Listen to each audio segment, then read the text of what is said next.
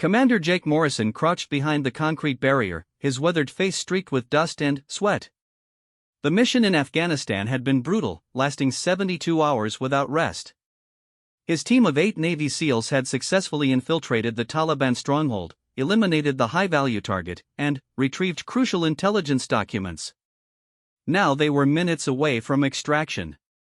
The helicopter's distant rotors grew louder as Morrison scanned the perimeter one final time. His men were positioned strategically around the landing zone, their weapons trained on potential threat vectors.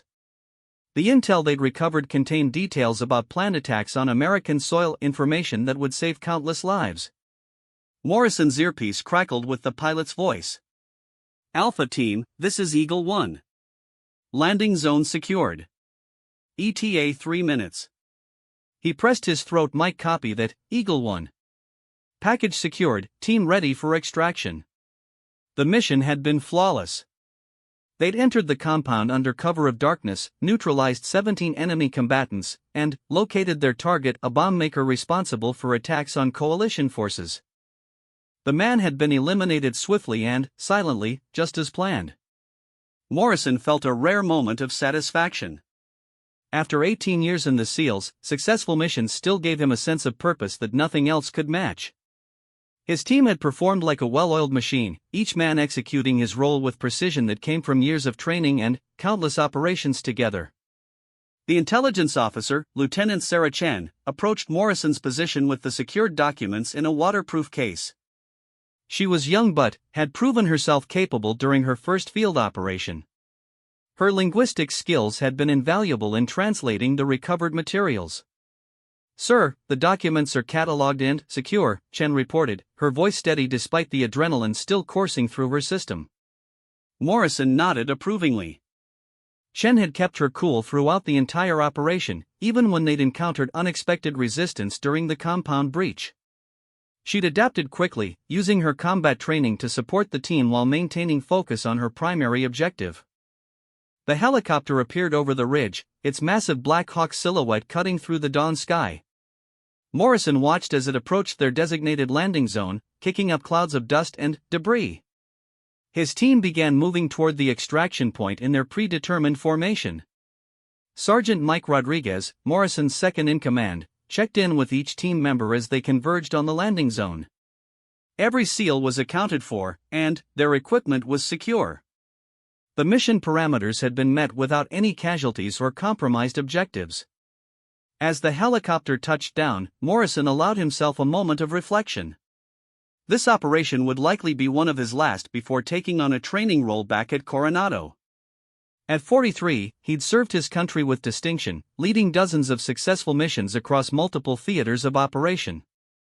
The side door of the Black Hawk slid open, and the crew chief gestured for the team to board. Morrison's men moved quickly and efficiently, their training evident in every movement. Years of practice had made the extraction process second nature. Morrison was the last to approach the aircraft, following standard protocol. He took one final look at the surrounding terrain, ensuring no threats had emerged during the extraction process. The area remained quiet, with only the helicopter's rotors breaking the morning silence. As he placed his foot on the helicopter's deck, Morrison spoke into his mic with quiet confidence. "Mission accomplished. Package secured, team intact." The crew chief helped pull Morrison into the aircraft as the pilot began increasing power for takeoff. The SEAL commander settled into his seat, feeling the familiar sensation of the helicopter lifting off from the ground. Below them, the Afghan landscape spread out in the early morning light. Morrison looked at his team seated around him in the helicopter's cabin. These men had followed him into danger countless times, trusting his leadership and their shared training. Each face told a story of dedication and sacrifice that few civilians could understand. The intelligence case sat securely between Chen and Rodriguez, containing information that intelligence analysts would spend weeks processing. The documents would likely prevent attacks and save lives, making their dangerous mission worthwhile despite the risks they'd faced. As the helicopter gained altitude and headed toward their forward operating base, Morrison began mentally composing his after-action report. Every detail would be documented, from the initial infiltration to the successful extraction. The mission had been textbook perfect. The pilot's voice came through the headphones. Alpha Team, we're 15 minutes out from base. Medical team standing by as requested. Morrison acknowledged the transmission, though no one on his team required medical attention. It was standard procedure to have medical personnel available after any direct action mission, regardless of reported casualties. Rodriguez leaned over to Morrison and shouted over the engine noise. "Clean operation, sir." The boys performed flawlessly. Morrison nodded in agreement. His team had indeed executed their mission with the professionalism and skill that exemplified the SEAL ethos. Each man had done his job without hesitation, adapting to changing circumstances while maintaining focus on their objectives. The helicopter banked slightly as it approached the base perimeter. Morrison could see the landing zone ahead, with ground crews already preparing for their arrival. Within minutes, they would be back on friendly soil, their mission complete. As the aircraft began its final approach, Morrison felt the satisfaction that came with successful completion of a dangerous operation. His team had struck a blow against terrorism while gathering intelligence that would protect innocent lives. The mission represented everything he'd trained for throughout his military career. The helicopter touched down smoothly on the designated landing pad. Morrison waited for the rotors to slow before giving his team the signal to disembark. They moved quickly and professionally, following established procedures for post-mission protocols. Standing on the tarmac with his team, Morrison watched as the helicopter powered down. The mission was officially complete, and his men were safely back on base. In a few hours, they would begin debriefing sessions that would help improve future operations. Morrison turned to address his team before they headed to the debriefing area. These men had once again proven their worth as elite warriors, demonstrating the courage and skill that made the SEALs one of the world's premier special operations forces. "Outstanding work, gentlemen," Morrison said, his voice carrying the authority earned through years of leadership. "Clean mission, successful extraction. You've made your country proud." As his team acknowledged his words, Morrison felt the deep satisfaction that came with leading men in successful combat operations. The mission had been completed exactly as planned, with no complications or unexpected developments. Everything had gone perfectly according to their carefully rehearsed procedures. Morrison's confidence began to waver 3 days later when the intelligence analysis came back from Langley. He sat in the secure briefing room at Bagram Air Base, reading the decoded documents that his team had risked their lives to retrieve. What he discovered made his blood run cold. The documents weren't just about planned attacks on American soil. They contained detailed information about a network of sleeper cells that had been operating in the United States for over 2 years. More disturbing was the revelation that someone with high-level security clearance had been feeding information to these terrorist organizations. Colonel Patricia Hayes, the base intelligence officer, spread additional photographs across the conference table. The images showed surveillance photos taken inside American military installations, including detailed floor plans of the Pentagon and other sensitive facilities. "Commander, this intelligence suggests we have a significant security breach," Hayes said grimly. "Someone with access to classified information has been compromising our operations for months, possibly years." Morrison studied the photographs carefully. The level of detail was extraordinary, showing not just building layouts but also security protocols, guard rotations, and emergency procedures. This wasn't information that could be gathered by casual observation or outside surveillance. Lieutenant Chen, who had been working around the clock to translate and analyze the documents, looked exhausted but determined. She'd discovered coded messages embedded within seemingly routine communications, revealing a sophisticated intelligence network that extended far beyond what they'd initially suspected. "Sir, there's something else," Chen said quietly. "The documents reference a specific operation called Final Strike scheduled for next week. The target appears to be a high-profile government facility, but the exact location is encoded in a way I haven't been able to crack yet." Morrison felt his stomach tighten. A major terrorist attack was being planned, and they had less than a week to prevent it. The pressure of the situation began to weigh heavily on him as he realized the true scope of what they'd uncovered. The colonel activated a secure communication link to the Pentagon. Within minutes, they were connected to General Marcus Thompson, the Joint Chiefs Liaison for Special Operations. The general's stern expression on the video screen reflected the gravity of the situation. "Commander Morrison, your team has uncovered what appears to be the most significant security breach in decades," Thompson said. "I'm authorizing immediate deployment of your unit to investigate and neutralize this threat." Morrison straightened in his chair. "Sir, what are our parameters for this operation?" "Find the source of the leak and stop this final strike operation by any means necessary," Thompson replied. "You'll have full authority to coordinate with FBI, CIA, and any other agencies required. This has priority above all other missions."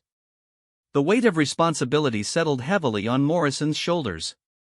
His team was being tasked with preventing what could be the most devastating terrorist attack on American soil since September 11th. The lives of countless innocent people depended on their success. After the communication ended, Morrison gathered his team in the secure briefing area. He looked at each man's face, seeing the same determination and professionalism that had made their previous mission successful. But this operation would be different, more complex and dangerous than anything they'd faced before. "Gentlemen, we have a new mission," Morrison began. "The intelligence we recovered has revealed a significant threat to Homeland Security. We're being deployed immediately to investigate and neutralize this threat." Sergeant Rodriguez raised his hand. "Sir, are we talking about operations on American soil?" Morrison nodded gravely. "This is a domestic terrorism investigation with international connections. We'll be working closely with federal law enforcement agencies to identify and stop the perpetrators." The team listened intently as Morrison outlined what they knew about the security breach and the planned final strike operation. Each SEAL understood the implications of what they discovered and the critical importance of their new mission. Petty Officer James Murphy, the team's communications specialist, spoke up. "Commander, if there's a mole with high-level clearance, how do we know who we can trust?" It was a question that had been troubling Morrison since the briefing began. The security breach meant that their operations could be compromised from the inside, making their mission exponentially more dangerous and difficult. "We operate on a need-to-know basis and trust only each other until we identify the source of the leak," Morrison replied. "Our chain of command knows about this operation, but information sharing will be extremely limited." The team spent the next several hours reviewing the intelligence and planning their approach. They would be inserted into the United States undercover identities, working to track down the terrorist network while maintaining operational security. Lieutenant Chen continued her analysis of the coded communications, making slow but steady progress in deciphering the messages. Each breakthrough revealed more about the scope and sophistication of the terrorist network they were facing.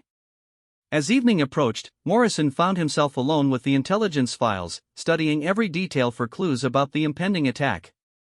The photographs of American military installations were particularly troubling, showing a level of access that suggested the mole was someone in a position of significant trust. His secure phone rang, displaying a number he didn't recognize. Morrison hesitated before answering, acutely aware of the security concerns surrounding their mission. "Commander Morrison," he answered cautiously. "Jake, it's David Palmer from the FBI," the voice said. Morrison recognized the name from previous joint operations. Palmer was a veteran counter-terrorism agent with an impeccable reputation. "Agent Palmer, I assume you're calling about our current situation," Morrison replied. "That's correct. I've been briefed on your intelligence find, and I wanted to coordinate our efforts. This is bigger than anyone initially realized, and we're going to need your team's expertise to prevent this attack." Morrison felt some relief knowing that Palmer would be involved in the investigation. The agent had a track record of successful operations and could be trusted with sensitive information. "What's the current threat assessment?" Morrison asked. "Based on chatter we've intercepted, final strike is definitely planned for sometime in the next week. We believe the target is either the Capitol building or the White House, but we need to decode more of those documents to be certain." The magnitude of the potential attack sent chills down Morrison's spine. An assault on either target would be catastrophic, both in terms of casualties and the symbolic impact on American democracy. Palmer continued, "We've identified several individuals who had access to the type of classified information found in those documents. We're conducting discreet surveillance while waiting for your team to arrive." Morrison appreciated the agent's thoroughness but remained concerned about operational security. The mole could be monitoring their communications or have access to information about their investigation. "Agent Palmer, given the security breach, how are you ensuring the integrity of your surveillance operations?" Morrison asked. "We're using a compartmentalized approach with only 3 agents who have been thoroughly vetted. All communications are encrypted and routed through secure channels that bypass normal FBI systems." The precautions were encouraging, but Morrison knew that determined adversaries could find ways to penetrate even the most secure systems. Their mission would require constant vigilance and an assumption that their activities could be compromised at any moment. After ending the call with Palmer, Morrison returned to studying the intelligence documents. Hidden within the complex network of communications and coded messages was the key to preventing a devastating terrorist attack. The challenge was finding that key before it was too late. The weight of command had never felt heavier as Morrison contemplated the stakes of their upcoming mission. The successful operation in Afghanistan now seemed simple compared to the complex web of domestic terrorism they were about to confront. Everything they'd accomplished could be meaningless if they failed to stop final strike. Morrison's team arrived in Washington, D.C. under civilian cover 48 hours later. They traveled separately on commercial flights, using carefully crafted identities that would allow them to operate without detection. The transition from military operations in Afghanistan to counter-terrorism work on American soil felt surreal and unsettling. Their safe house was located in a nondescript suburb of Alexandria, Virginia. The 2-story colonial home appeared completely ordinary from the outside, but the interior had been converted into a sophisticated intelligence operations center. Multiple computer workstations, secure communication equipment, and surveillance monitoring systems filled what had once been a family living room. Agent Palmer met them at the safe house, bringing with him a wealth of disturbing new intelligence. The FBI's investigation had revealed that the security breach was even more extensive than initially believed. The mole had been providing information to terrorist organizations for nearly 3 years, compromising dozens of operations and putting countless lives at risk. "We've narrowed our suspect list to 5 individuals," Palmer explained, spreading photographs across the conference table. "All have the necessary security clearances and access to the type of classified information found in those documents." Morrison studied the faces of the suspected traitors. Each was a respected government official or military officer with years of dedicated service to their country. The idea that one of them had betrayed everything they'd sworn to protect was deeply troubling. Lieutenant Chen had made significant progress in decoding the final strike communications. Her analysis revealed that the attack was scheduled for the following Thursday during a joint session of Congress. The terrorists planned to strike when the president, vice president, and most of the government leadership would be gathered in one location. "The attack plan is sophisticated," Chen reported. "They intend to use multiple vectors of assault, including explosive devices planted inside the Capitol building and a coordinated external assault by armed operatives." The scope and complexity of the planned attack was staggering. The terrorists had clearly been planning for months, using insider information to develop a strategy that could decapitate the American government in a single devastating blow. Sergeant Rodriguez had been monitoring communications traffic, looking for any indication that their investigation had been detected. The level of operational security they were maintaining was unprecedented, but the risk of discovery remained constant. "Sir, I'm picking up unusual chatter on several monitored frequencies," Rodriguez reported. "It could be coincidental, but there's been increased activity since we arrived in the area." Morrison felt a chill of concern. If the mole had somehow detected their presence, the entire operation could be compromised.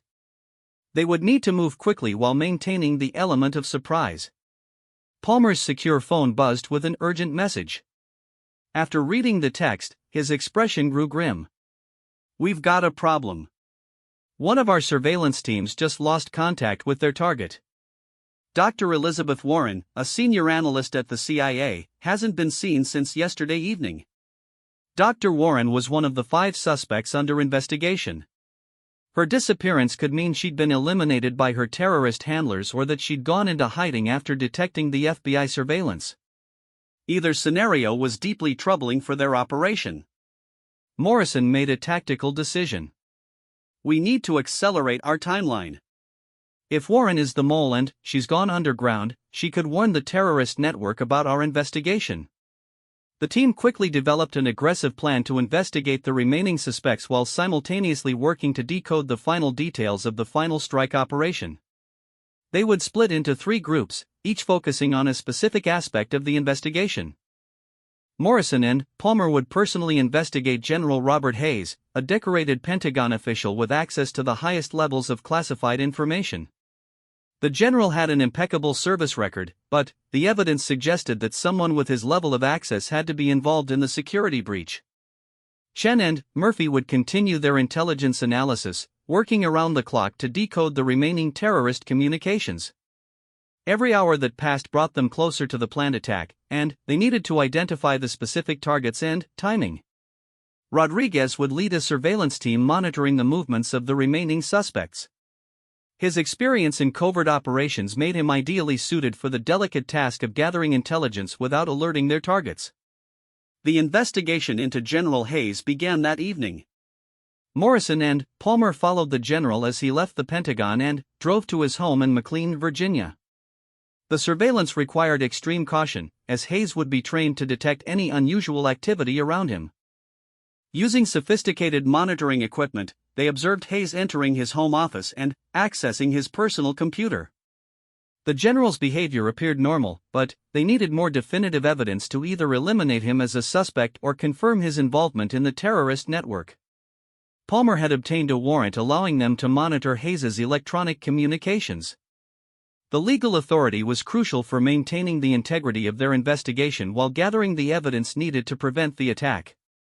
Throughout the night, Morrison and Palmer took turns monitoring Hayes's activities.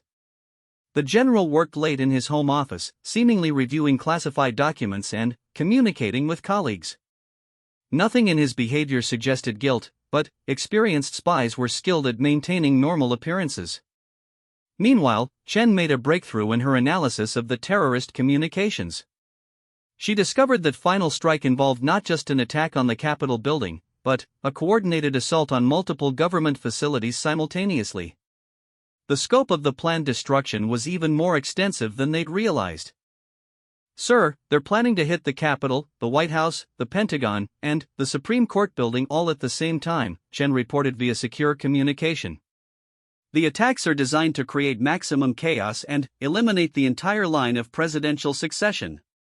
The revelation sent shockwaves through the team. This wasn't just a terrorist attack, it was an attempt to completely destroy the American government and throw the country into chaos. The stakes of their mission had just increased exponentially. Rodriguez's surveillance of the remaining suspects had yielded some interesting intelligence. 2 of the individuals had maintained completely normal routines, but the third, Dr. Michael Thompson from the Defense Intelligence Agency, had exhibited some unusual behavior patterns. Thompson had made several unexplained trips to locations outside his normal routine. He'd also been observed meeting with individuals who didn't match his known associates. While not conclusive evidence, the behavior warranted closer investigation. As dawn approached, Morrison realized they were running out of time. The final strike attack was scheduled to occur in less than 72 hours, and they still hadn't identified the mole or gathered enough intelligence to prevent the coordinated assault. The pressure was mounting on all members of the team. Each hour that passed without a breakthrough brought them closer to a catastrophic failure that could cost thousands of lives and fundamentally alter American society. Morrison made the difficult decision to intensify their investigation, even if it meant risking exposure of their operation. The stakes were too high to maintain their cautious approach when time was running out so quickly. Palmer agreed with the assessment and authorized additional surveillance resources.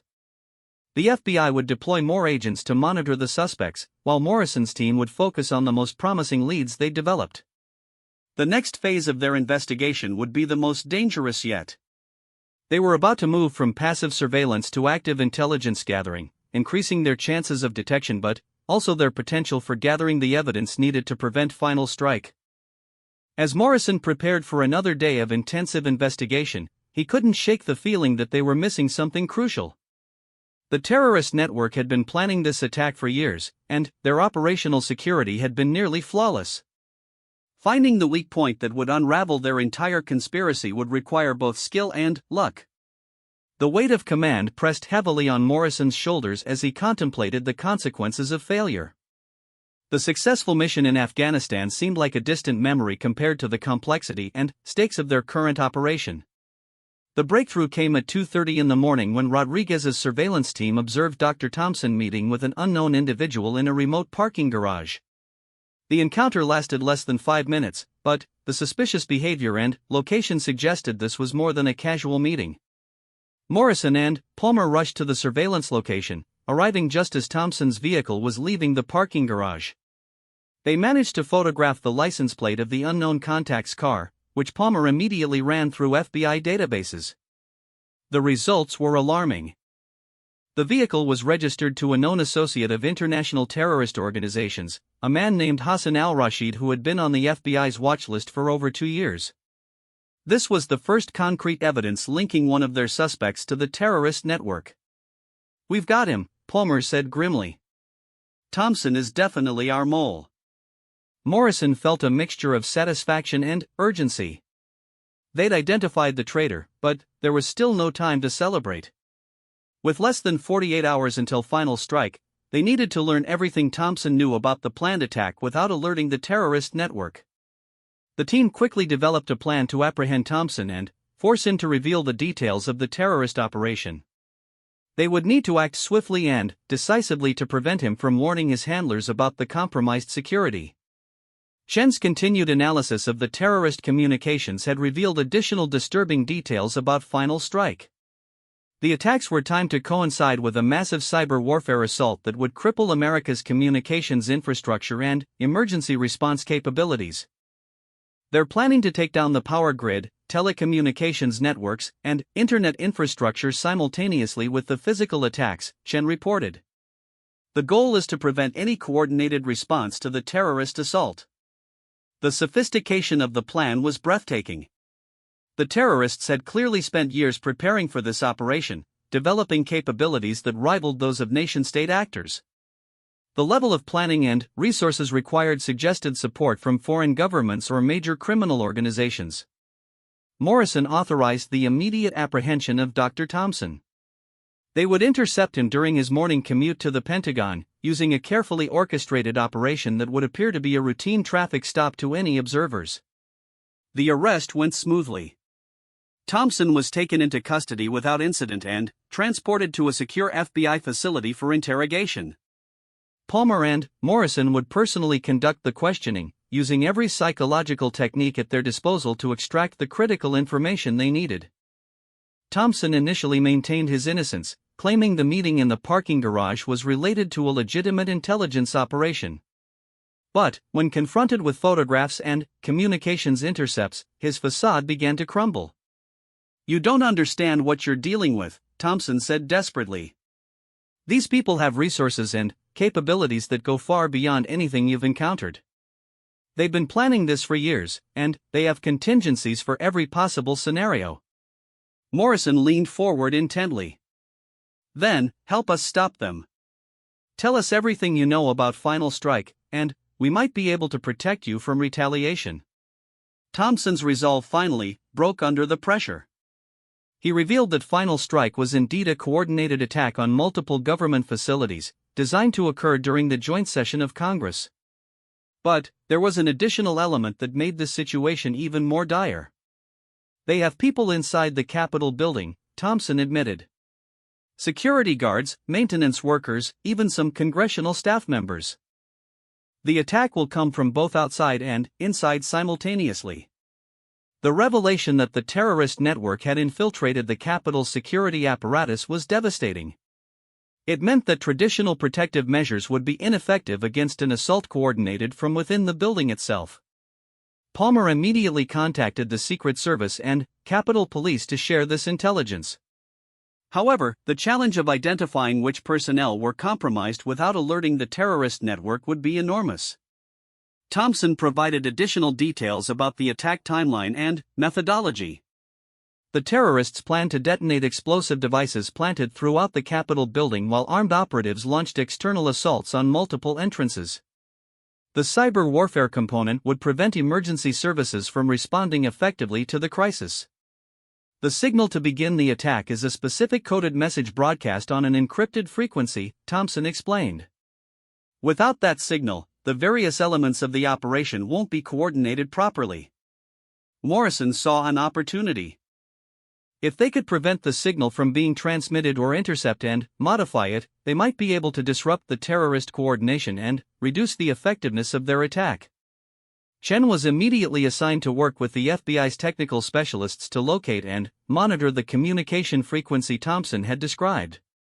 If they could identify the source of the signal, they might be able to prevent it from reaching the terrorist operatives. Meanwhile, Rodriguez began coordinating with federal law enforcement agencies to develop a comprehensive response plan. The challenge was enormous. They needed to protect multiple high-value targets simultaneously while dealing with threats from both inside and outside each facility. The investigation had revealed the scope of the terrorist conspiracy, but stopping it would require perfect coordination among dozens of agencies and hundreds of personnel. Any mistake or communication failure could result in catastrophic loss of life. Morrison found himself coordinating an operation unlike anything in his military experience. The complexity of protecting multiple targets from a sophisticated, well-coordinated assault stretched the limits of available resources and personnel. Time was running out rapidly. The joint session of Congress was scheduled to begin in less than 24 hours, and the terrorists had spent years preparing for this moment. Morrison's team had discovered their plan with very little time to develop and implement effective countermeasures. Palmer's phone rang with urgent news from FBI headquarters. "We've identified several of the compromised Capitol personnel based on Thompson's information," he reported after ending the call. "But there are still unknowns, and we can't be sure we've found them all." The partial success was encouraging, but Morrison knew that even one undetected terrorist inside the Capitol building could cause enormous casualties. They needed additional intelligence to identify all the compromised individuals before the attack began. Thompson was proving increasingly cooperative as he realized the magnitude of what he'd helped facilitate. He provided names, locations, and operational details that helped paint a clearer picture of the terrorist network's capabilities and intentions. "There's something else," Thompson said hesitantly. Al-Rashid mentioned that they have a backup plan if final strike is compromised. "I don't know the details, but they're prepared for the possibility that their primary operation might be detected." The existence of a backup plan added another layer of complexity to an already nearly impossible situation. Even if they successfully prevented final strike, the terrorists might have alternative methods for achieving their destructive goals. Morrison realized they were facing an adversary that had anticipated every possible countermeasure and prepared accordingly. The level of planning and sophistication suggested resources and expertise that went far beyond typical terrorist organizations. As evening approached, Morrison gathered his team to review their progress and plan the final phase of their operation. They had identified the mole, gathered crucial intelligence about the planned attack, and coordinated with multiple agencies to develop countermeasures. But significant challenges remained. The terrorists had spent years preparing for this operation, while Morrison's team had less than 12 hours to implement a response. The margin for error was essentially zero, and the consequences of failure were unthinkable. The weight of responsibility had never been heavier as Morrison contemplated the lives that depended on their success. Everything they'd accomplished in their military careers had led to this moment, the ultimate test of their skills, dedication, and ability to protect innocent lives. Chen approached Morrison with a troubling update on her technical analysis. "Sir, we've located the communication frequency Thompson described, but there's a problem. The signal appears to be automated and programmed to transmit at the scheduled time regardless of human intervention." The automated nature of the trigger signal meant that simply apprehending the terrorist leadership might not be sufficient to prevent final strike from proceeding. They would need to physically locate and disable the transmission equipment to disrupt the coordinated attack. The joint session of Congress was scheduled to begin in 4 hours when Morrison's team finally located the source of the automated transmission signal. Chen's technical analysis had traced it to an abandoned warehouse in Baltimore, 35 miles from Washington, D.C. Morrison led a combined force of SEALs and FBI agents toward the warehouse, knowing that disabling the transmission equipment was crucial to disrupting the terrorist coordination. But, as they approached the target building, Rodriguez detected multiple armed personnel guarding the facility. "Sir, we've got at least 12 hostiles with military-grade weapons positioned around the perimeter," Rodriguez reported through his scope. "They're prepared for an assault." The terrorist network had anticipated that their transmission facility might be discovered and had positioned a substantial defensive force to protect it. Morrison realized they were walking into what could become a significant firefight with very little time to spare. Palmer coordinated with the FBI's hostage rescue team to surround the warehouse while Morrison's SEALs prepared for a direct assault. They had less than 3 hours to neutralize the defenders, disable the transmission equipment, and coordinate the final phase of their counter-terrorism operation. The assault began at dawn with a coordinated attack from multiple directions. Morrison's team breached the main entrance while the FBI's tactical units secured the perimeter and prevented any terrorists from escaping. The gunfight was intense but brief, with the defenders quickly overwhelmed by the superior training and coordination of the assault force. Inside the warehouse, they discovered a sophisticated communications center with multiple transmission arrays and computer systems. Chen immediately began working to disable the automated signal while Morrison's team secured the facility and searched for additional intelligence about the terrorist operation. But, as Chen worked frantically to prevent the final strike signal from transmitting, she made a disturbing discovery. The system was more complex than anticipated, with multiple redundant transmission sources and fail-safe mechanisms designed to ensure the signal would be sent regardless of interference. "Sir, I can disable the primary transmitter, but there are at least 3 backup systems that will activate automatically if the main signal fails," Chen reported urgently. "We need more time to neutralize them all." Morrison checked his watch. Congress would convene in 90 minutes, and they still hadn't eliminated all the transmission sources.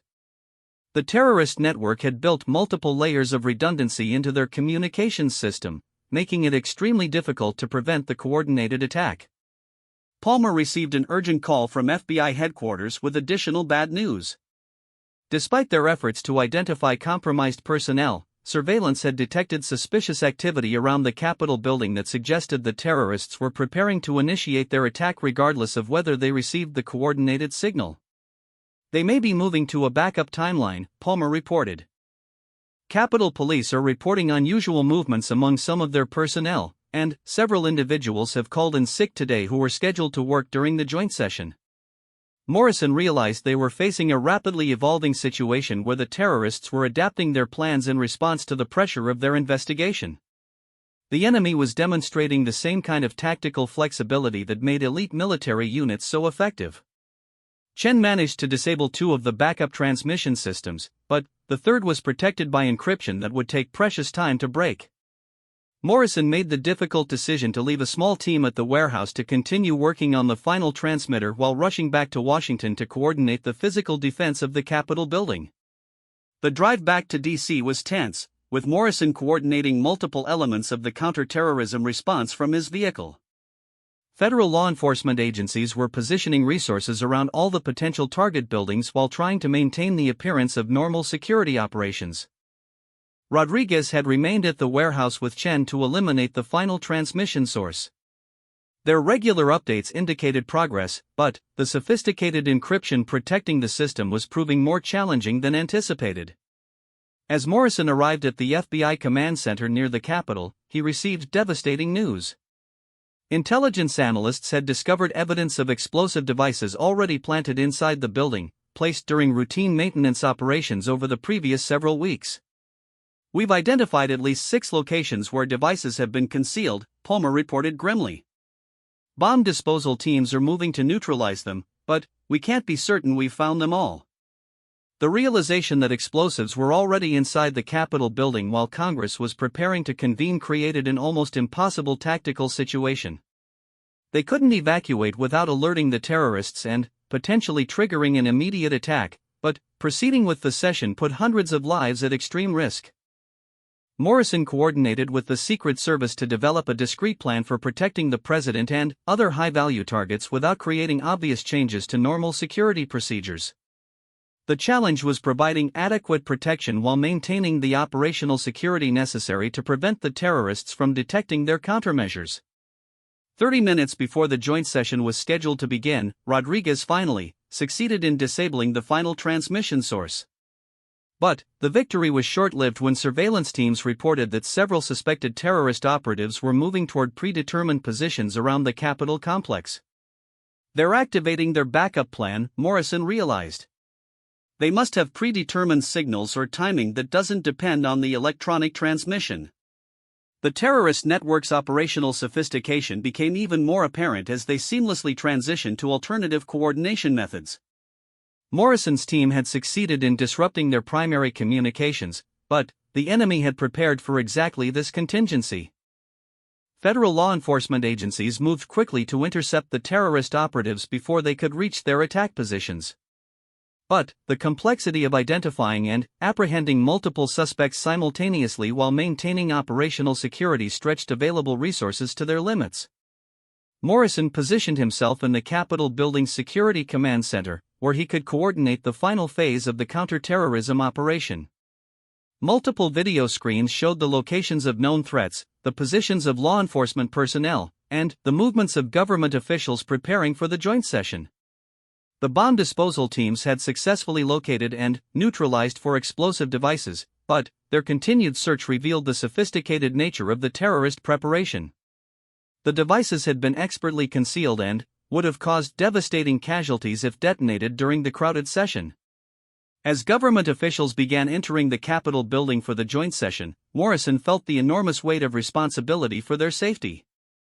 Every decision made in the next hour could mean the difference between preventing a catastrophic attack and witnessing the destruction of American democracy. Palmer coordinated the arrest of several terrorist operatives who had been moving toward attack positions around the Capitol complex. But intelligence indicated that additional terrorists remained at large, and their intentions were unclear.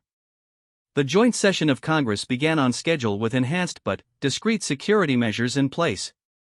Morrison monitored the proceedings from the command center while maintaining communication with federal law enforcement teams positioned throughout the area. 20 minutes into the session, motion sensors detected unusual activity in the Capitol's basement levels. Security teams immediately moved to investigate, discovering two terrorist operatives attempting to access the building's infrastructure systems. The confrontation was swift and decisive. The terrorists were apprehended before they could damage critical systems or detonate any remaining explosive devices. But their presence confirmed that the terrorist network had maintained the capability to threaten the Capitol building even after the disruption of their primary attack plan. As the joint session continued without incident, Morrison began to allow himself cautious optimism that they had successfully prevented the final strike operation. The combination of intelligence gathering, technical countermeasures, and tactical intervention had disrupted a sophisticated terrorist conspiracy that had been years in the making. But the victory felt incomplete. They had prevented the immediate attack, but the terrorist network's resources and capabilities suggested that additional threats would likely emerge.